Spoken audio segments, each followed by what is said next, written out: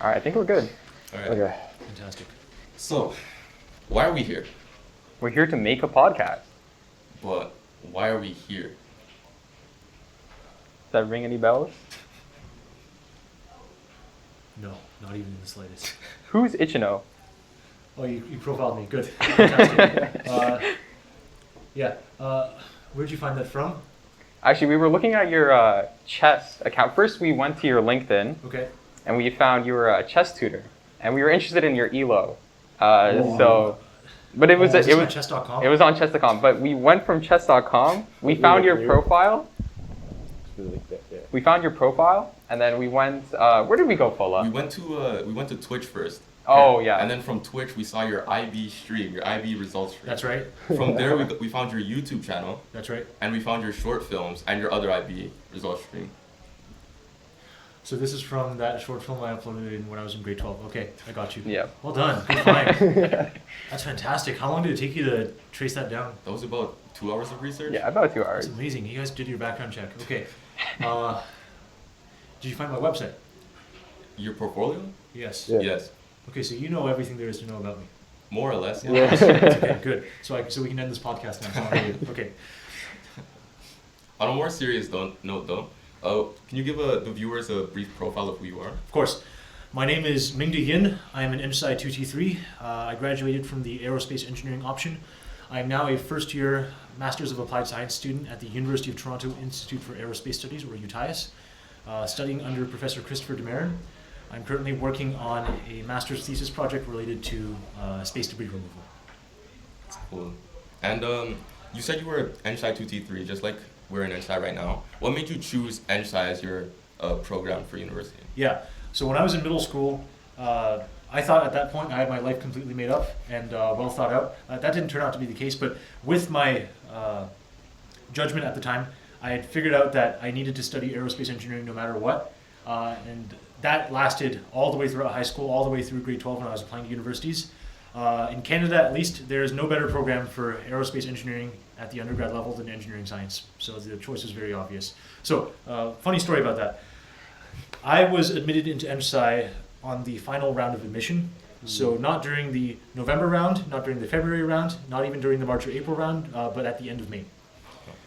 So before that, I was admitted into McGill Mechanical Engineering in February. So I thought for about 3 months of my life that I was going to be in Montreal, and I already had apartments lined up and everything. And then suddenly, this was around the 20th of May, U of T comes in with an offer and they say, okay, we'd like to give you admission to engineering science. You have until the OUAC deadline, which was like 2 weeks from then to decide. So we drove down to Toronto from Ottawa, and I took a look. There was a pre-Frosh event. I thought, okay, this is pretty good. Let's check out EngSci. That sounds fun. And from there, you just knew you were going to be part of EngSci. Yeah. Okay. Fantastic. I think the moment I walked in, I don't have the hat with me today, but one of the, I think, directors or leads from UTAT was standing there. And they were manning like a booth where they were just giving out hats to students. And from that moment, I got a hat and a UTAT sticker. From that moment, I knew, okay, first of all, yeah, I'm coming to EngSci. Secondly, I'm joining UTAT. And I already knew I was going to do aero. So the path was cast and the die was cast right there. So speaking of UTAT, how would you find your experience during that or within that design team? Absolutely amazing. UTAT, I think, is it's among the best design teams here at U of T. And everybody should try out UTAT if they're interested in aerospace. I think there's so much you can learn from being in a design team, that's for one. But on UTAT specifically, I was in space systems, so we worked on making a microsatellite mission. If you are all interested in working on space flight, spacecraft-related things in the future, absolutely join UTAT. Space Systems is run extremely well right now. They have a mission going on. You can participate on building a spacecraft that's going to fly into space, and I think that's really cool. For me, personally, I gained a lot from just being on UTAT. Over the course of the first year, I was extremely fortunate in that we had just started our new mission, which is the mission we're working on right now called Finch. And they were recruiting leads for the new mission. So during my first year on UTAT, I was able to become a lead.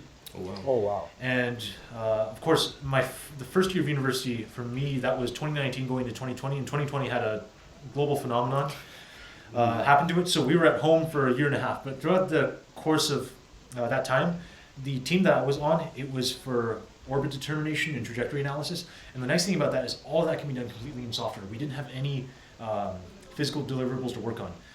No mechanical structures, no PCBs, no circuits to work on. So everything can be done computationally. During that time working on code for propagating a spacecraft orbit and orbit analysis, I really found my calling for what I'm good at. I ended up writing a lot of stuff related to orbit propagation. I found I really like doing this stuff. First of all, that let me do a decent job in UTAT, and secondly, it really coerced me towards the direction I ended up taking for my fourth year undergrad thesis and also for my master's, because they're very related to that problem. Throughout the course of third year, when we went back in person, wait, what did I do in third year? Oh, third year is relatively normal. After third year, we went on PEY, and after I started going on PEY, that was the end of my tenure with UTAT. Decided to step away so I could focus on work a lot more. But that entire 3-year experience, from going in first year to coming out third year, very transformative and very useful. So to anybody who is looking to join a design team right now, first of all, just join a design team. Any choice is a good choice right now. But if you are interested in aerospace stuff, join UTAT. Right. You mentioned your fourth year thesis and your master's thesis. Do you want to talk a bit about what those entail? Sure. So in short, both of them are on developing guidance laws for spacecraft. So in the space of control systems and in aerospace, there's an entire subfield called guidance, navigation, and control. So if guidance, navigation, control is a very human thing. Guidance is solving the problem. Actually, let me do it in the order: navigation, guidance, control. Navigation is the question, where are we? Guidance is the question, where should we go? And control is the question, how should we go? So my undergraduate thesis was about trajectory planning for a spacecraft. And not just any type of spacecraft, this is for a solar sail spacecraft. So a solar sail is like a sailboat, except it works in space, and it doesn't, so a sailboat works by deflecting the wind on the ocean. A solar sail works by reflecting photons, because photons carry momentum coming from the sun. They're a reactionless form of propulsion, and there are a lot of leading studies right now just talking about how solar sails are going to make the future of spaceflight extremely interesting. Anyways, the problem of planning trajectories for solar sails is that thrust coming from solar sails is unidirectional.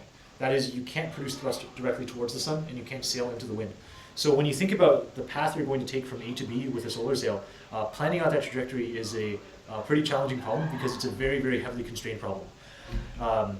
That was my undergraduate thesis. So over the course of 8 months, I developed a completely novel guidance law for controlling solar sails and planning trajectories to go from any starting orbit around Earth to go to any final target orbit around the Earth. And I think I did a decent job, because I got the paper published, at a conference, and it's now pending submission in a journal. Fantastic experience. And I owe it all to my supervisor, Professor DeMarin. He is a very talented researcher in the field of solar sails especially, so he was able to give me a lot of mentorship and guidance on it. And just in general, EngSci set me up for success in that regard. So now for my master's, again, it's a guidance law, but now it's not for solar sails anymore, it's for just a regular spacecraft with a rocket engine. But the application is more interesting now, because instead of trying to go from a single orbit to another target orbit, we're trying to do rendezvous. So if I have a target spacecraft which is sitting in a second orbit, I'm not trying to just match my orbit, I'm also trying to get to the spacecraft, which is a more complicated problem. Now this problem, people have solved this problem.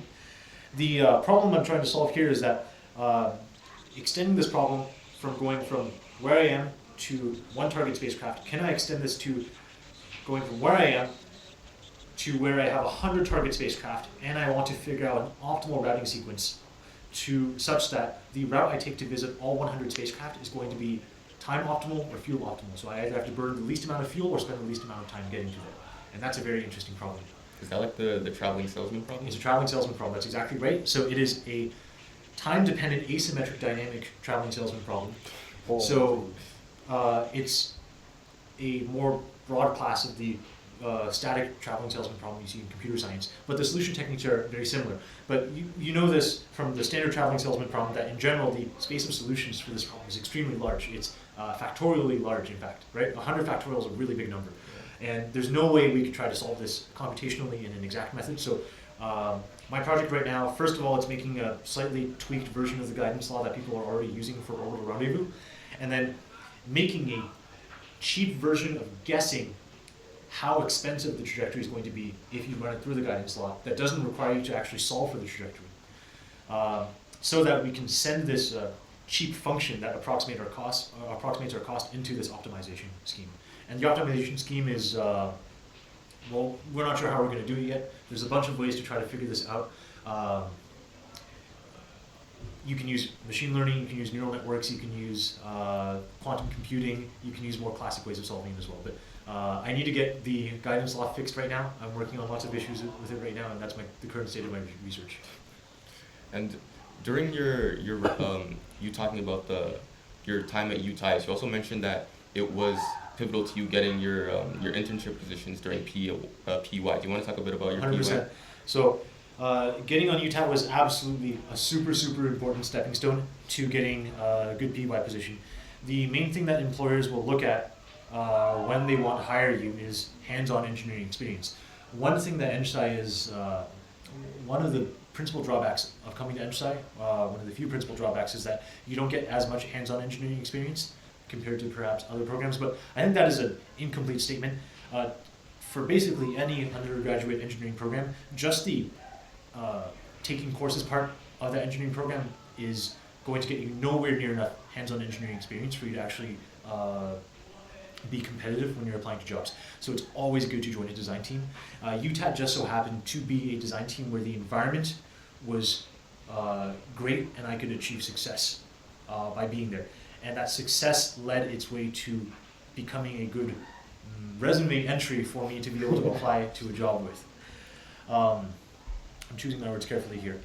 The point of getting onto a design team is to be able to do a bunch of good experiences that you can then talk about as evidence to the fact that you are a competent engineer.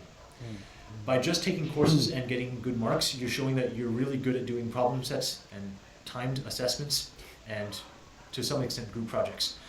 But what companies want to see is that they want to see that you can do real world engineering projects. And although design teams don't always get you to there, they get you to as close as you can as an undergrad student. So that is why it's so important to be on a good design team. And about your internship, I think we found that you were at MDA. Yep. Do you want to speak to exactly what you did, if you can, or if you want Yeah. to? Or? So when I was at MDA, MDA is currently working on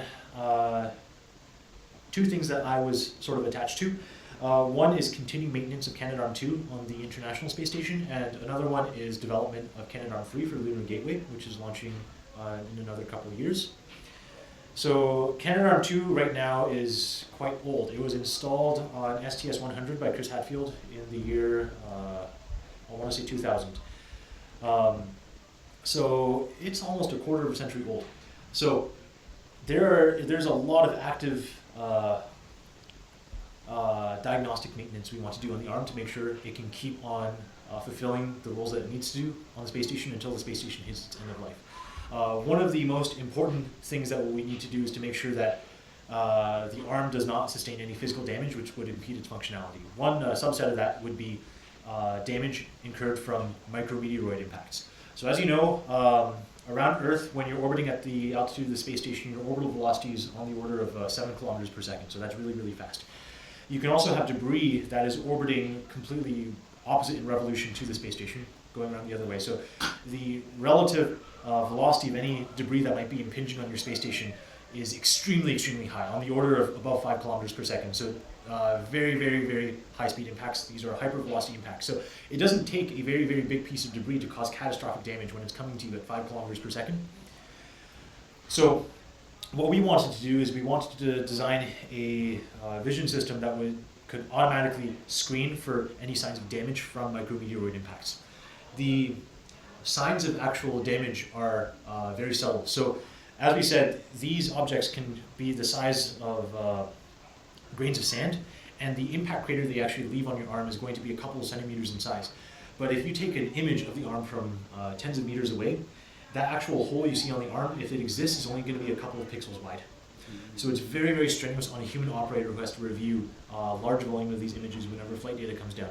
So we wanted to try to automate the system. So machine learning, fantastic.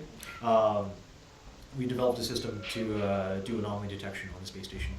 And this same anomaly detection system is something that we extend for Lunar Gateway for Canadarm3. And now it turns out around the moon there's a lot of dust, and when there's dust, there's potential for hypervelocity impacts, and that's a risk. So that was what I worked on.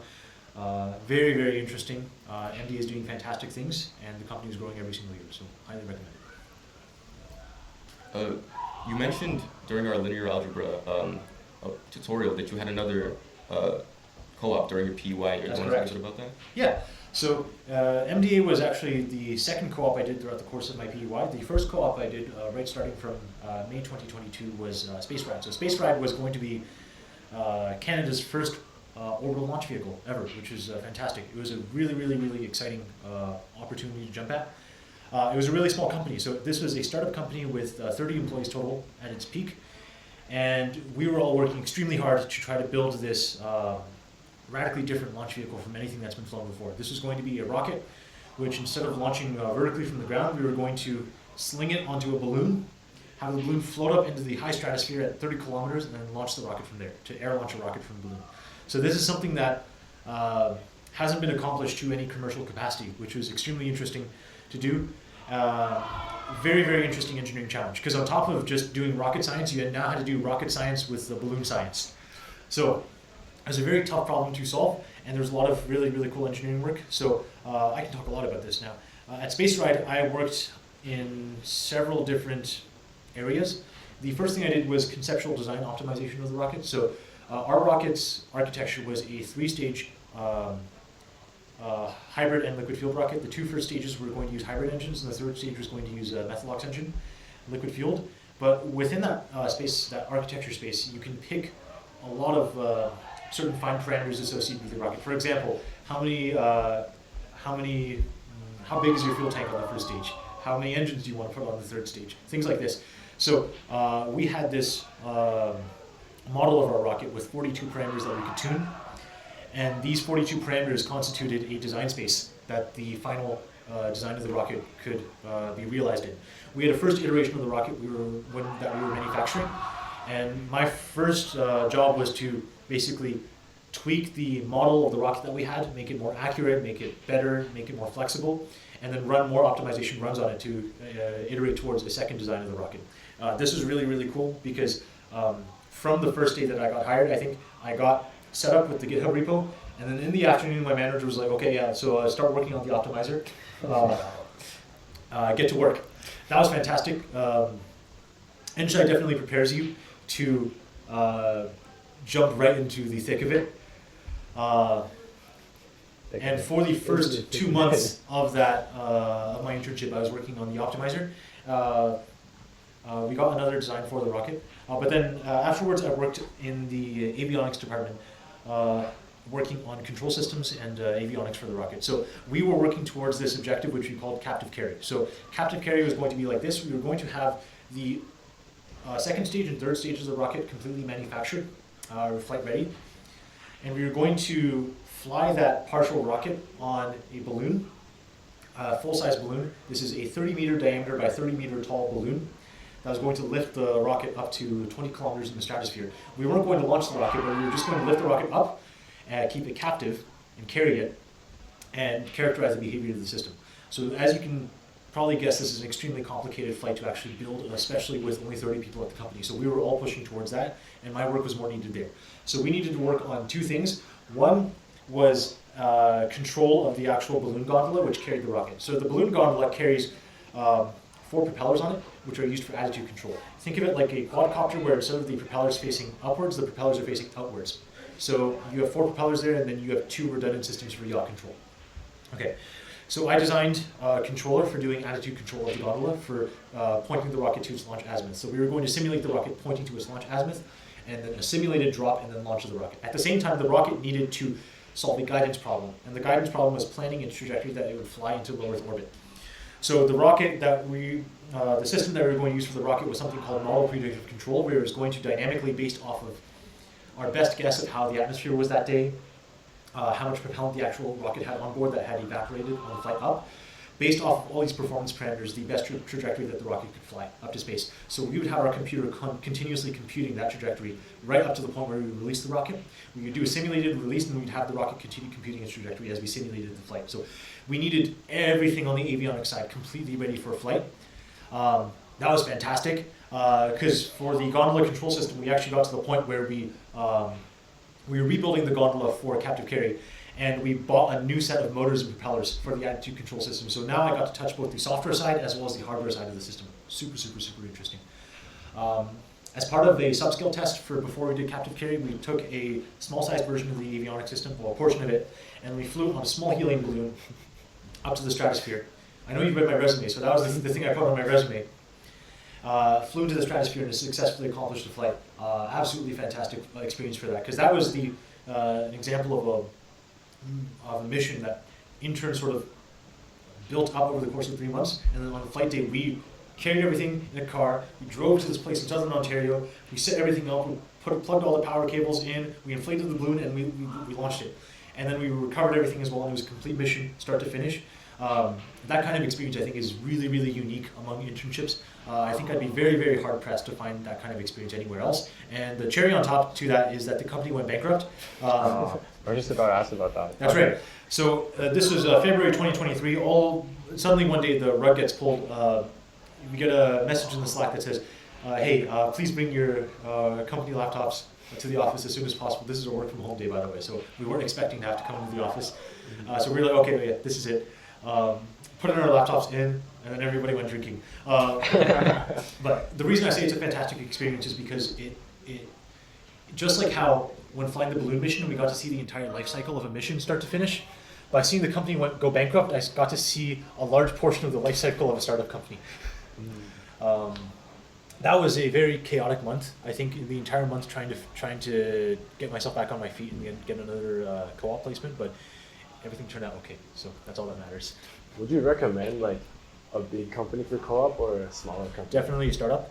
Well, I think, okay, depends on what you're looking for. If you really want to learn and to learn really well, go to a startup, because nothing rivals the ability to actually be able to touch and make big decisions and have a lot of agency in a company than a startup company. Being at Spaceride, I was a 30th of the staff, which means I was 3% of the entire company. You could not say that at many other companies that we work at, you would just be an intern. But at Spaceride, we weren't just interns. We were a substantial part of the workforce, and we were called upon to do tasks as if we were full-time engineers. You get to be part of those big architectural decisions, and you also get to be part of the fine every day-to-day tasks that you get to do at a bigger company. At MDA, I got to do interesting things, but I didn't get to do things at the C-suite level where you decide the fate of the company's future. At Spaceride, I did, which was extremely interesting. Being able to see the project at more than one level of abstraction is extremely useful to learning how to engineer. Because in fourth year, you're going to do a capstone, and you're going to be working on a life-size project. And that life-size project is not something you solve at the praxis level of abstraction. You solve it at the praxis level of abstraction, picking your architecture, but then you actually build a solution. And to build a solution, you can't just put together pieces of cardboard and make 3D prints anymore. You are now, in the case of the ECE capstone, you're building circuit boards, you're building robots. Yeah. In the case of Aero, you're building an airplane. So that requires working at a bunch of different levels of engineering. So if you can find a place to work at during your co-op, which gives you exposure to that, it doesn't have to be a startup, then absolutely jump for it. Yeah. And I guess you got the best of both worlds, because you got the startup, like the executive decision, like making kind of experience, and then you got like more into the big space of the big industry. But there's one thing I want to really, like, I'm just really curious about this. When you're talking about the balloons, so what was the idea? Because I've never heard this before. So what was the idea to put essentially like almost like an airship type Hindenburg? That's right. The, like, I guess, mode of transport for the rocket and just place it on top? Because I've seen, like, have you ever seen those images that look really cool, though? The ones with the, like, you know, the Challenger, what were those called? The shuttles, where they put it on one of those Boeing planes. Oh, I see. It's something like that, except you use like an airship. That's what you... Yeah, so the best way to visualize this is think of a hot air balloon. And you know how there's a basket where the people stand underneath? Mm-hmm. Replace the basket with a rocket. So okay. Oh, so it'd be... Okay. So the balloon, I can talk about the balloon. The balloon is really interesting. So the balloon, we had to get it shipped all the way from India. They make the best balloons in the world, for stratospheric balloons in the world, for the purposes that we were looking for. We were looking for something called a zero pressure balloon. So the way this balloon works, so if you have a party balloon, and you blow up a party balloon, the party balloon, the skin of the balloon is under tension due to the actual pressure of the balloon, even if you put no load on it. So if you design a balloon that has to carry 12,000 kilograms underneath it, well, the tension of the balloon has to first carry the structural load of the rocket and also has to carry the tension from the gas inside. Mm-hmm. And that's going to make your balloon a lot heavier than it needs to. The idea of a zero pressure balloon is that if you use a lifting gas, which is less dense than the ambient atmosphere, you can actually keep the gas inside at zero relative pressure to the ambient atmosphere and still have it be able to produce buoyancy. You just need a really big balloon. But it turns out that if you design a balloon like this, because there's zero relative pressure in the balloon, there will be zero tension and stress in the balloon associated with the lifting gas itself, so the balloon can be a lot more efficient. That's what's called a zero pressure balloon. There's also high altitude super pressure balloons. There are some NASA missions that are flown with super pressure balloons. They're super, super impressive, where the balloon itself actually does have to have positive pressure on the inside. The nice thing about those balloons is that the balloon's a sealed envelope. With a zero pressure balloon, the way it works is that if you inflate the balloon on the ground, you can imagine that atmospheric pressure at the ground is a lot higher than atmospheric pressure at 30 kilometers altitude. In fact, it's about 100 times or so greater. So as the balloon ascends throughout the atmosphere, it actually needs to vent helium to maintain zero pressure on the inside. So we actually have vents in the balloon that come out. And so the structure you get for the balloon is really, really cool. The balloon itself ends up having this shape which you can calculate mathematically, which looks like a teardrop that's upside down. Mm. And beside the balloon, you're going to have the two ribbons on the side, which are vents to vent helium continuously as the rocket goes up.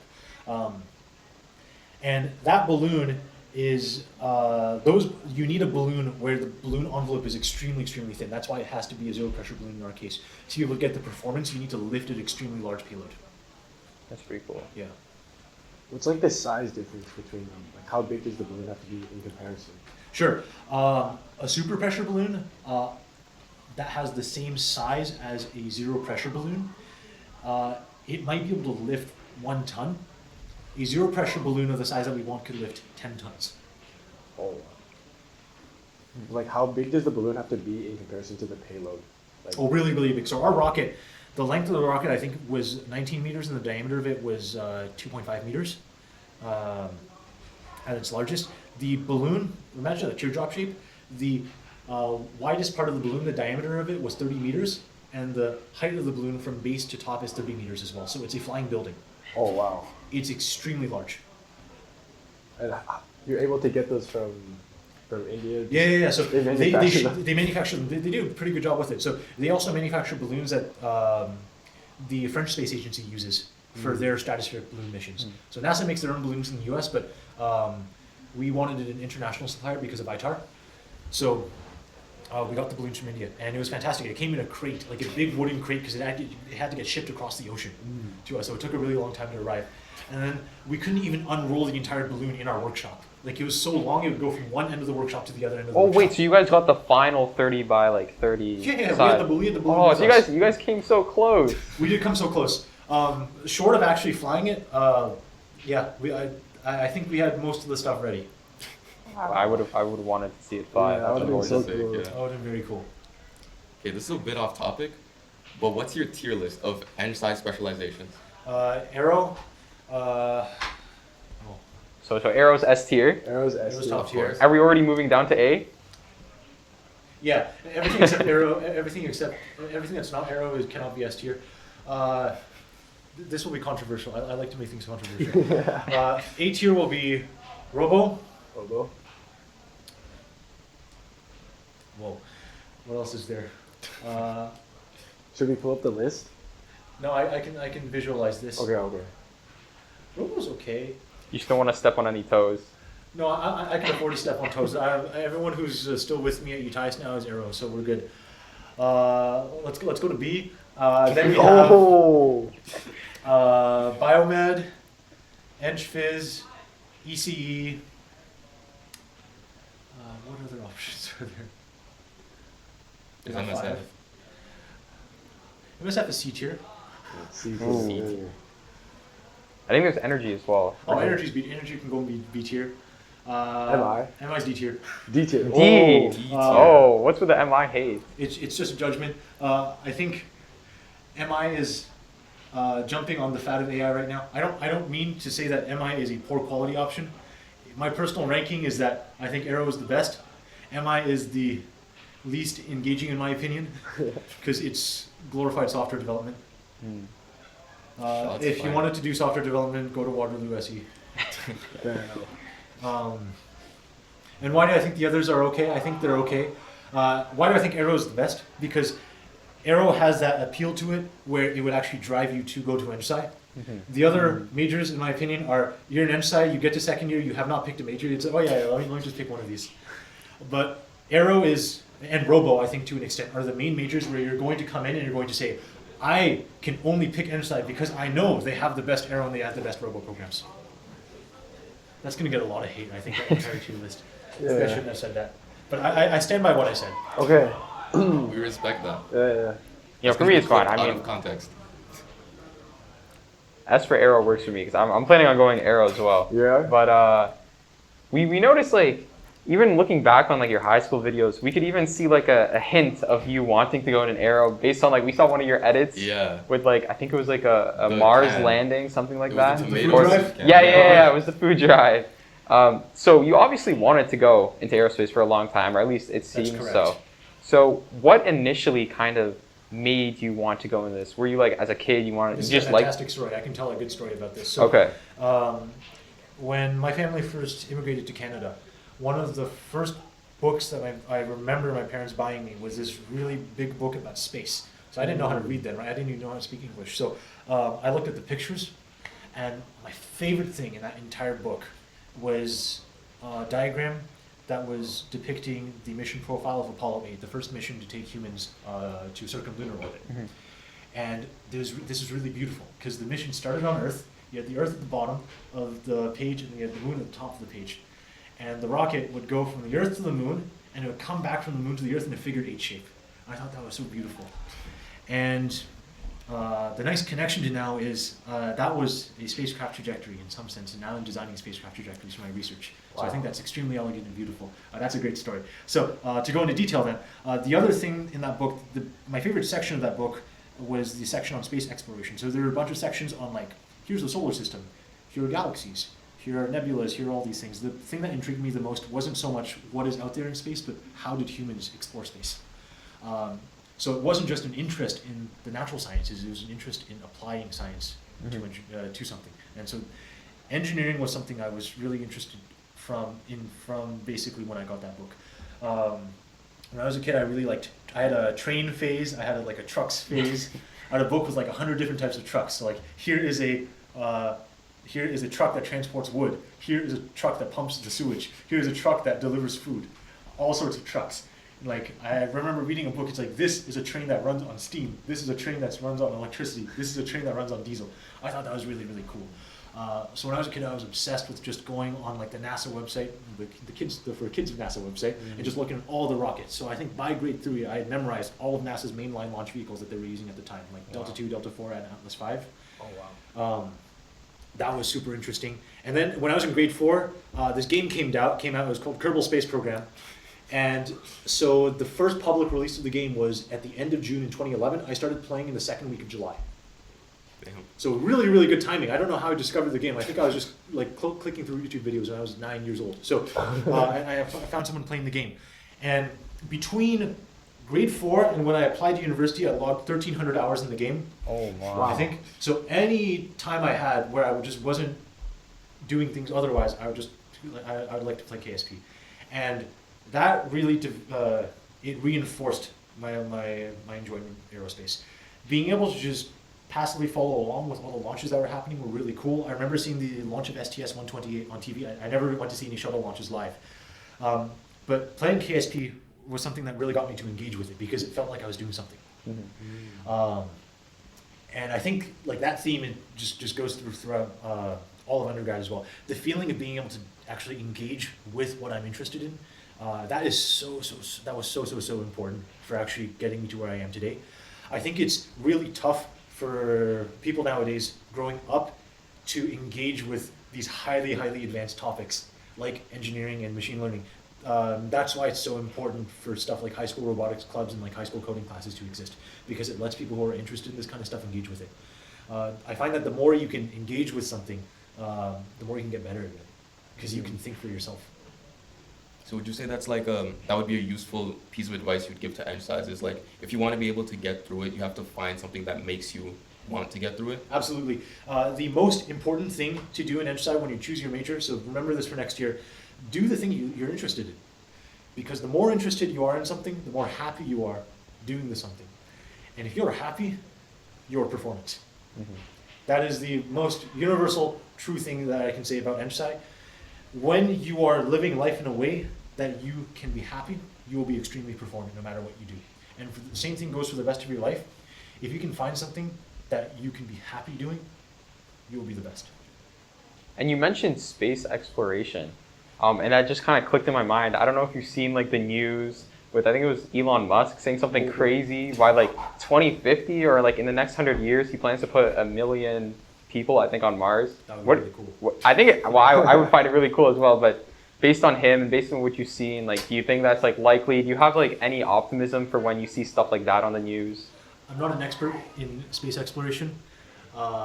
I'm also only 23 years old, so I do not have any industry experience to speak of here. I think 1 million people on Mars by 2050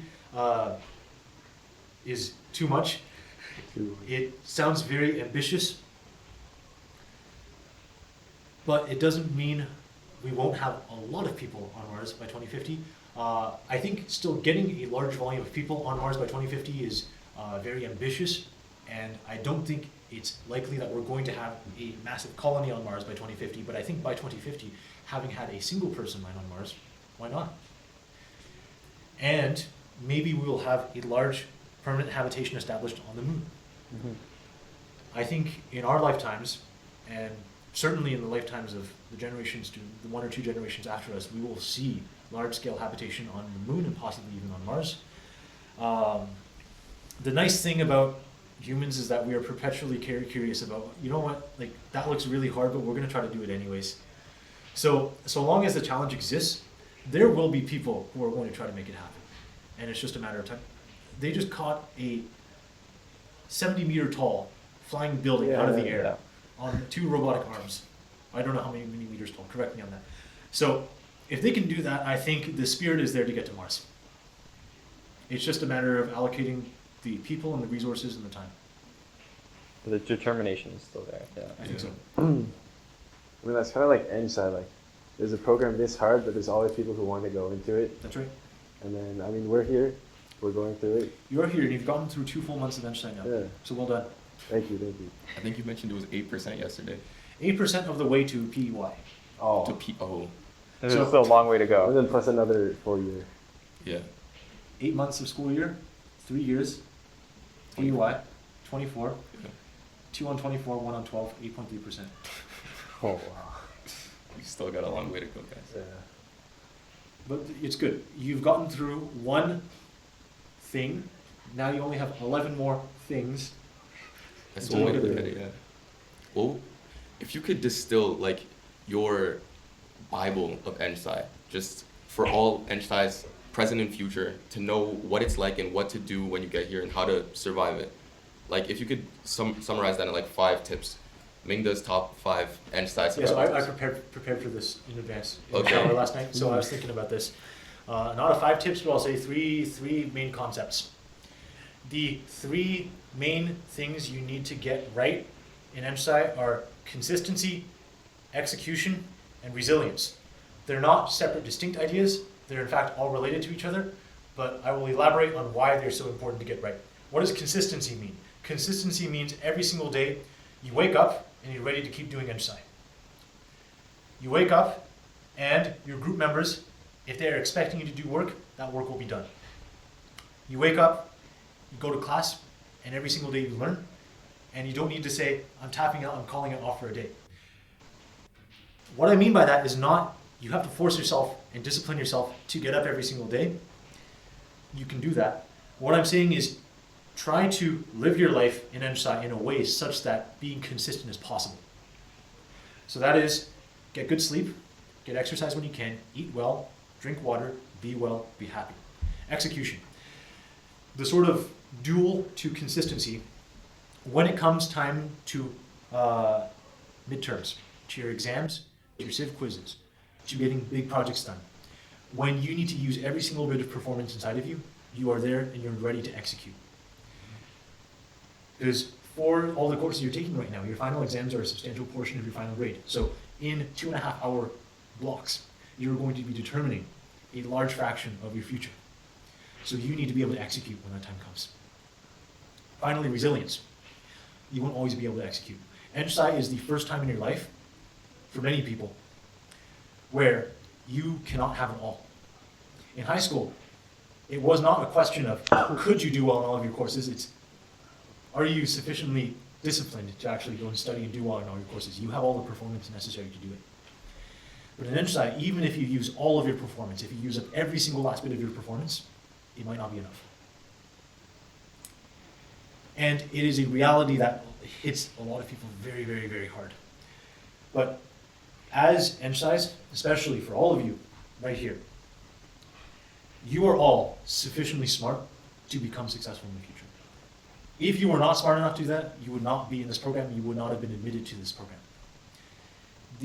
Perhaps the single most important thing that this program is going to teach you is resilience, the ability to get back up after you've been knocked down and knocked down very, very hard.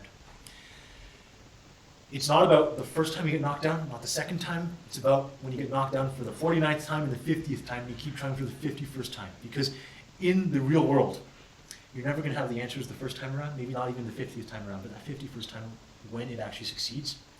If you've already walked away and given up from the problem, you're not there when success wants to find you. So you need to still be there and have enough staying power to be there when you find success and success finds you. And if you can do that, you'll become the top researcher in the world in whatever you do. You'll make the best business in the world in whatever you do. You'll be the best engineer in the world at whatever you do. It is a matter of resilience. You are all brilliant and capable of doing whatever it is you wish to do, but you just need that resilience to be there so that time and time again, you can consistently execute. And I think, wait, did we miss the first one? Consistency, execution, resilience. Resilience. Oh yeah, those are the three. Have you ever considered writing a book? No, because books are really long. I'm not good at writing. No, maybe. This is a lot easier because I can just talk into the microphone. Right. Yeah.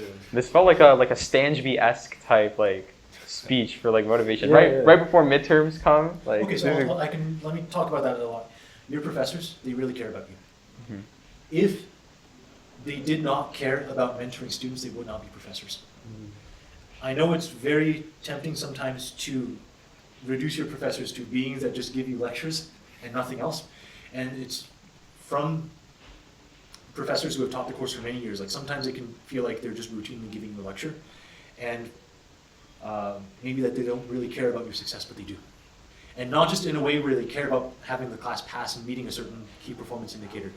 They, as professors, have gone through the journey, through academia, through undergrad, but not just through undergrad, but through grad school, through very, very, very hard journeys. And they know just how much support it takes to get from being a student to becoming a student who's graduated.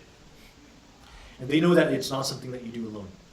So your professors are always there and always willing to help you if they are good professors. And all your professors are very good professors. So keep that in mind. Your professors are human. So be nice to them. But they also really do care about you deep down. It's just that there's 300 of you, so it's very hard for them to tell you individually, one by one, that they care so much about you, but they do. And it's very, very, very pleasing to professors to see students succeed, to see their students succeed. Many of you guys may all become professors in the future, and it's only when you've actually been able to witness the growth of someone that you've mentored succeed that you will feel so proud of them. That's a feeling that is it cannot be rivaled by anything else in the world. So your professors, they want you to succeed, in short. So even though not every single professor is going to give you a motivational speech like that, remember, that intention and that thought is there. Okay, wait, I have a question. Like we're all first years here except for you. Yeah. Like what was your most memorable moment from first year? Okay, so when I was in PHY 180, we had a lecture where I think at some point we had finished the content for the lecture, and then our professor pulled up this game. It was written in Python. It was called gorillas.py.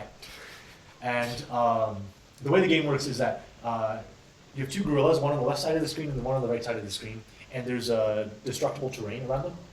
And the gorillas throw exploding bananas. Your goal is to throw an exploding banana onto the other gorilla. And what you do is you program in the angle at which you launch the banana and the amount of power you give to launching the banana. And what you have to do is first the other gorilla may be blocked by terrain. So you have to throw bananas to destroy the terrain. And then you have to hit the other gorilla. So we took turns. And at one point, I think, so we had to so the professor just had the computer and we guessed the angles and the launch powers.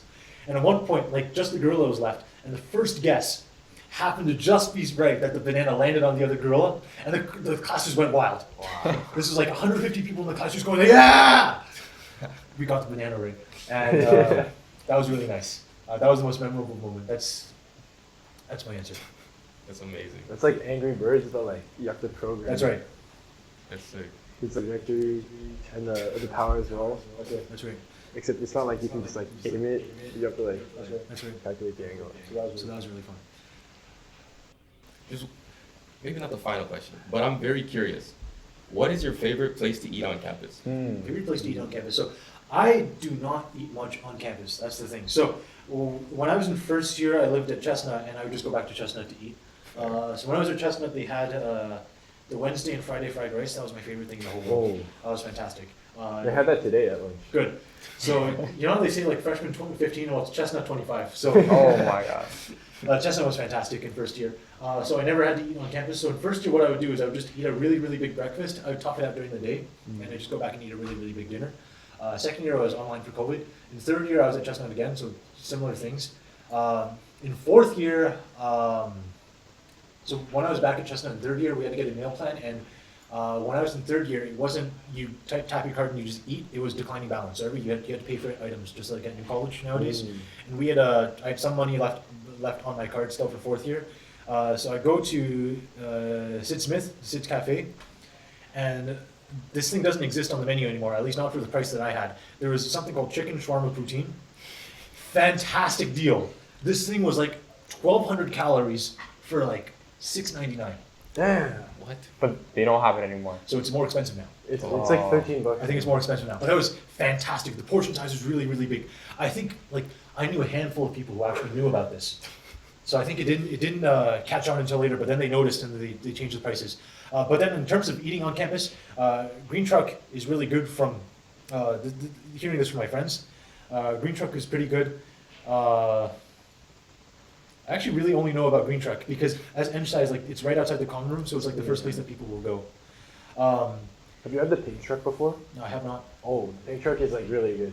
They have a lot of stuff like fried chicken. They have like fried chicken sandwiches, like fried rice as well. That's fantastic. Sounds like you would like the fried rice because like I like fried rice. Fried rice is my favorite, like one of my favorite things to eat. Like every morning right now is, so I cook for myself at home, right? But what I'll do is every night I'll make rice and I'll have extra rice. So in the morning I'll take the leftover rice and I'll make fried rice. And my day is good if I eat fried rice. My life is good if I eat fried rice. Rice is really good. Okay, so not on campus, but places, nice to eat places around campus. There's Shawarma Max, which is on College Street. They have a student discount. They have a chicken on the rocks for $8.99. And so after tax, and then so that's plus 13%, and then you take the student discount, which is minus 10%. It comes out to less than $10. Fantastic deal. Cosmic Pizza is also really good as well. Recently newly opened. Quite good deals for slices of pizza. And then Along Spadina. Oh, very good list of places. If you want to go after you eat, after class. New Ho King is fantastic. You probably saw that in the animated I Want to Come to EngSci video. Yeah. I had to get my stomach pumped after eating New Ho King too many times. It's Wasn't fantastic. that also in the Kendrick Lamar Isn't it video? Kendrick diss Yeah, track? That's right. Fantastic place. Whenever I go there, I order the fried rice. Typical. It's fantastic. Very, very filling. There's a bunch of really, really nice places along Spadina. My recommendation is if you get free time with like your praxis team or a bunch of friends and you guys are done class, go along Spadina, pick any random restaurant, walk in, eat. You will enjoy it. That's amazing. it's amazing. Bro, I wish we knew about the fried rice earlier because we were thinking of like bringing something Yeah, on, like food. thinking what would your favorite food be? That would have been fitting. It would have been amazing. Yeah, maybe in the future we run round 2 with fried rice. Good. That'd be really fun. Can I ask, how did you get the idea for this podcast? Oh. It's a very funny story. Okay. Do we want to say it? I think so. I think it's fine. Yeah. I think for the first episode we got to talk about it. Right. So we were actually in the other room. Yep. And we were just talking about like just like having like a Fame. platform in general, like Yeah. online. Yep. And then we got to talking about, I don't know if you know, but like Haley Welch, she went viral for a video where someone asked, I forget exactly what they I don't asked. even remember it, but but she she just said- said Talk to a, and then she has like a Talk to a podcast Yeah. now. You never heard of her? No. Really? Oh. Listen, I'm old. I don't keep it up with the young folks these days. I don't know about this. Oh, maybe it's because you don't doom scroll like Instagram reels. No, I don't. I know about Hawk2O, but Yeah. I didn't know they got a podcast. That's crazy. Yeah, so she has a podcast, and it gets like a lot of like views. Okay. Like I think she averages like 500,000 views Really? per like YouTube video. Wow. And we were talking about that, and we were like, it's crazy that like someone just from a street interview just like built up that much fame. And then we were like, wait, what if we started a podcast? Like, Right. And like beyond just being like trying to impersonate some random girl on the internet, we were like, yeah. we thought it was a good idea to like document our experience throughout university and like have people on like yourself who could have like insightful conversations about like what it's like going through like the process of doing things like getting your co-op and like what that experience was like for you. So we thought that would be informative to share and to like propagate that information to people who might not know about EngSci or are just like engineering in general for Canadian schools, because it's a lot more Yeah. nebulous than with the American schools. And even beyond just engineering, we have a lot of ideas like concerning like just general university life and things of that nature. So Uh-huh. that kind I mean, I of feel like your tips were like super good just in general. Right. For like a university student. Yeah. Because it's not like only applicable for EngSci students. Yeah, in EngSci, you have to be good at all three of them. but would you say that it's like, of your 3 tips, which is the most valuable for just anyone to apply to their life? Just like a final closing remark. Oh, just resilience. Really? Yeah. But the thing that I focused on personally the most throughout EngSci was being able to execute. I got really good at taking tests in EngSci, and part of that is just having the confidence knowing that you can execute. It helps a lot with nerves, because one of the I choked very hard on the Calc final in first year, Calc 1 final, because I think not even halfway through the midterm, in the first 10 minutes, not midterm, in the first 10 minutes of the final, I really started having thoughts. It's like, I can't do this, can I? Like this final, there's no way I'm doing this.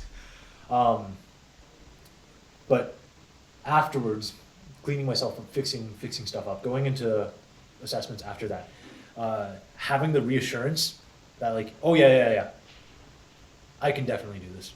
That helps you execute a lot, and execution is extremely important. What gave you that confidence? Like, did you practice more? Was it just like a mindset You thing? kind of just got to do more, and I was very fortunate because I had all the support I need from my classmates beside me to do well in enough times that I learned that I could do a good job. The best way to succeed is to accumulate momentum succeeding, but it's really, really hard. It's exceptionally hard to bootstrap yourself onto figuring out how to get that success the first time. Because one of the most difficult situations you can get into in EngSci is to undershoot once, then you're behind the curve. And once you're behind the curve, EngSci is a game you do not want to play from behind. It gets even harder. And the more that you see you keep reaching and you can't find success, you learn a sort of helplessness. And that's a very, very, very bad spiral to get into. So it takes a lot of work to dig out of it. And likewise, once you succeed, it's really, really easy to try to keep on pushing that momentum. So what I will say to that then, if you want to get good at executing, selectively remember your experiences in EngSci. Focus on what you're good at. When you find something that you're good at, which is also why I like to say do things you're interested in, because you tend to be good at the things you're interested in. If you focus on the things you're good at and you can continuously find success in that specific thing, your successfulness will be contagious and it will spread into everything else. Right. I think that's everything for today. Fantastic. I think so. Thank you so much for Thank you coming so on. much. Of course. Thank you for Thank having you. us. Are you going to make your outro announcement? Uh, Tune in for next week. Make sure to follow us on all our socials, linked in our bio. Like the episode and make sure to make suggestions what we should talk about with our next guest. If you want to be on the podcast, fill out the form, also in our bio. Thank you. Thank you. Thanks for watching. We're off the air. Fantastic. Hey, nice.